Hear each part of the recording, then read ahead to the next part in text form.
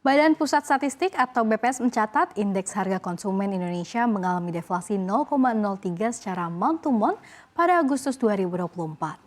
Deputi Bidang Distribusi dan Jasa BPS, Puji Ismartini mengatakan, secara year to date inflasi tercatat sebesar 0,87%, sementara secara year on year indeks harga konsumen tercatat sebesar 2,12%.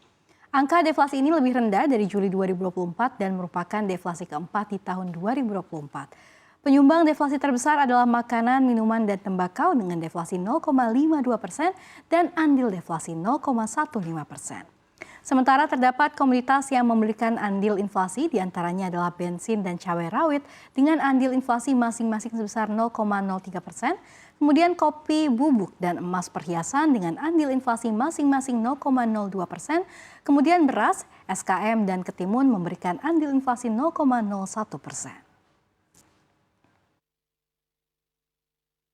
Agustus 2024 terjadi deflasi sebesar 0,03% secara bulanan atau terjadi penurunan indeks harga konsumen dari 106,09 pada Juli 2024 menjadi 106,06 pada Agustus 2024. Sementara itu, secara year on year terjadi inflasi sebesar 2,12% dan secara tahun kalender atau year to date terjadi inflasi sebesar 0,87%. Deflasi bulan Agustus 2024 ini lebih rendah dibandingkan Juli 2024 dan merupakan deflasi keempat pada tahun 2024. Indonesia langsung dihantam sejumlah kabar buruk di awal September 2024. Di antaranya amblesnya indeks harga konsumen, merosotnya Purchasing Managers Index atau PMI Manufaktur Indonesia, serta deflasi selama 4 bulan beruntun yang merupakan pertama kali sejak 25 tahun terakhir. Ini jelas menegaskan daya beli masyarakat kian melemah. Kok bisa? Kita akan bahas lengkapnya dalam tamparan untuk pemerintah. Indonesia 4 bulan deflasi, sinyal daya beli merosot. Kita ke slide yang pertama.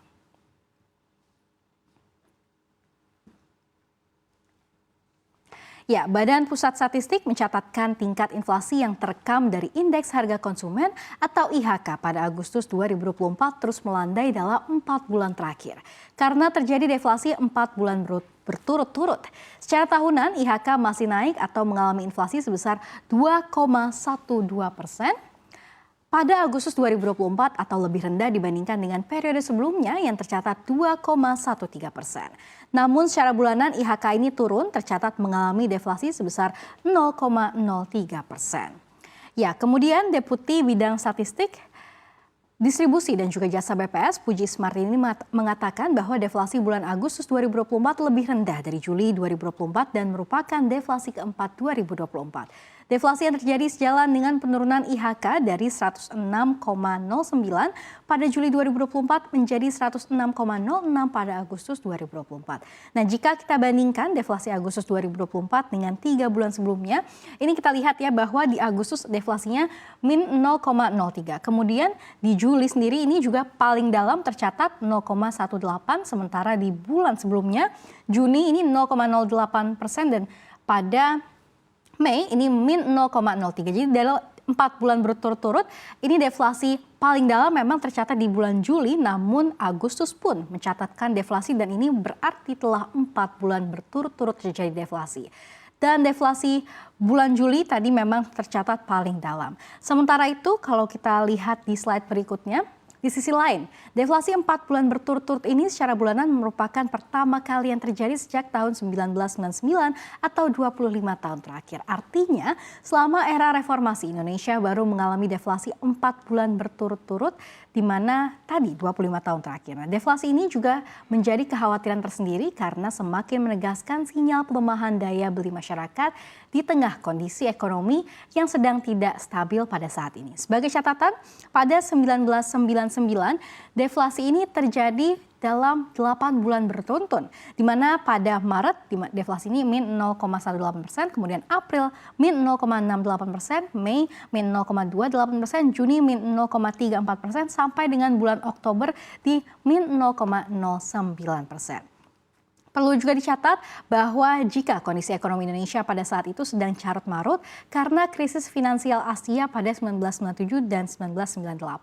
Sementara itu catatan deflasi biasanya hanya terjadi sebulan kemudian diikuti dengan inflasi pada bulan berikutnya. Deflasi juga cuma terjadi pada periode-periode tertentu seperti pasca Lebaran Idul Fitri.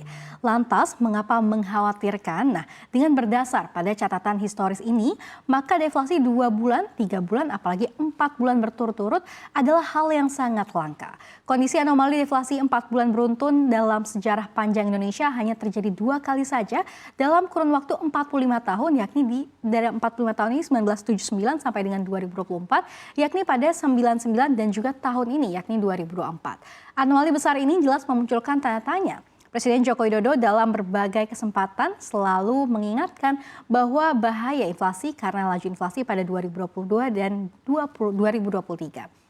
Namun, kondisi yang ada saat ini muncul deflasi hingga saat ini Jokowi juga belum memberikan pernyataan soal deflasi.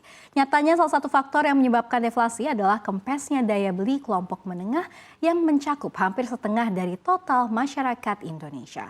Bahkan data menunjukkan kelas menengah banyak yang turun kasta. Kita akan lihat di slide berikutnya. Ya, BPS mencatat tren penduduk kelas menengah Indonesia kini kian menurun, di mana penurunan kelas menengah tersebut disebabkan oleh tekanan harga hingga perubahan gaya hidup. Badan Pusat Statistik mencatat tren penurunan penduduk kelas menengah mulai terjadi pada 2020 ketika masa pandemi COVID-19. Pada 2019 jumlah kelas menengah ini mencapai 57,33, di mana tercatat jumlah kelas menengah ini tersisa 47,85 juta orang. Jumlah tersebut turun 9,48 juta orang atau turun 16,5% sejak 2019.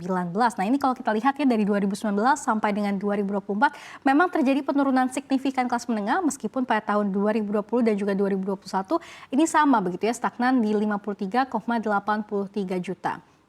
Sedangkan 2022 ini hanya menjadi 49 saja, kemudian turun lagi menjadi pada 2023 menjadi 48 juta, dan pada 2024 turun menjadi 47,85 juta orang. Nah, dalam rapat kerja dengan Komisi 11 DPR pada 29 Agustus lalu, PLT Kepala BPS Amalia Adininggar Widyasanti menyampaikan dalam paparannya bahwa kriteria kelas menengah adalah mereka yang pengeluarannya berkisar 3,5 atau sampai dengan 17 kali garis kemiskinan yang ditetapkan oleh Bank Dunia, atau sekitar 2.040.000-an sampai dengan 9.900.000 per kapita per bulannya. Sementara kriteria menuju kelas menengah dengan pengeluarannya ini adalah berkisar di 870-an ribu sampai dengan 2.040.000 per kapita per bulan. Amalia mengatakan modus pengeluaran kelas menengah sebesar 2.050.000-an. Artinya penduduk kelas menengah memang cenderung lebih dekat ke batas bawah kriteria kelas menengah atau hampir menjadi kelas menengah rentan. Amalia juga menyampaikan data tersebut menjadi catatan bagi pemerintah karena kelas menengah dan juga menuju kelas menengah akan menjadi bantalan perekonomian di masa mendatang karena jumlah kelas menengah dan juga menuju kelas menengah mencakup 66,6% dari total penduduk dan juga nilai konsumsi pengeluarannya mencakup 81,49% dari total konsumsi masyarakat. Ya, apabila kita cek kembali data deflasi periode Agustus 2024, penyumbang deflasi terbesar adalah makanan dan minuman, di mana deflasinya adalah 0,52%, sementara andil deflasinya adalah 0,15%.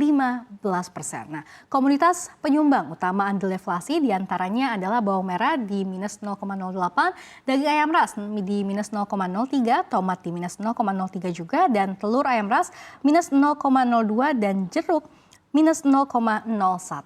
Hal ini sesuai dengan data alokasi pengeluaran kelas menengah pada tahun ini, di mana tadi memang hampir separuhnya kelas menengah ini pengeluarannya adalah makanan dan minuman. Nah, kalau kita lihat juga alokasi pengeluaran kelas menengah di tahun ini 2024, di mana hampir separuhnya ini 41,67% adalah makanan dan minuman. Sisanya yang juga banyak adalah perumahan di 28,52%, sementara Selain daripada itu adalah 3,16% pesta dan 0,38%-nya adalah hiburan.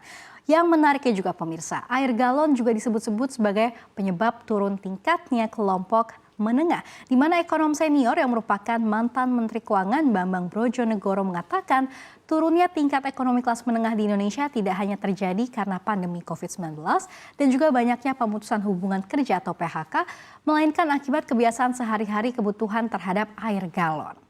Ia menyebut bahwa selama ini secara tidak sadar air galon hingga air botol telah menggerus gaji kelas menengah. Nah lantas apa sebetulnya penyebab dari merosotnya konsumsi kelas menengah? Kita akan cek di slide berikutnya. Ya, staf ahli Menteri Koordinator Bidang Perekonomian RI Raden Pardede menyatakan penurunan konsumsi kelas menengah mulai terjadi pasca COVID-19. Di mana pada periode itu ekonomi turut mengalami krisis sementara bantuan yang diberikan oleh pemerintah lebih banyak menyasar pada kelas miskin yang rentan. Di sisi lain kelas atas cenderung relatif aman sedangkan kelas menengah relatif terdampak. Raden juga menyebut penciptaan lapangan kerja beberapa tahun terakhir lebih banyak terjadi di sektor informal dan sektor yang kurang produktif. Misalnya pekerjaan ojek daring yang lebih berfokus pada layanan jasa dibandingkan dengan produksi. Oleh karenanya, Raden menilai sektor manufaktur menjadi opsi yang dapat menyelamatkan kelas menengah. Alasannya adalah karena sektor formal dan manufaktur memiliki produktivitas yang relatif tinggi. Maka harapannya dapat meningkatkan kualitas produk manufaktur dan bila ini terjadi, maka produktivitas manufaktur dapat bekerja dan kelas menengah memiliki pendapatan yang memadai untuk menopang daya beli mereka.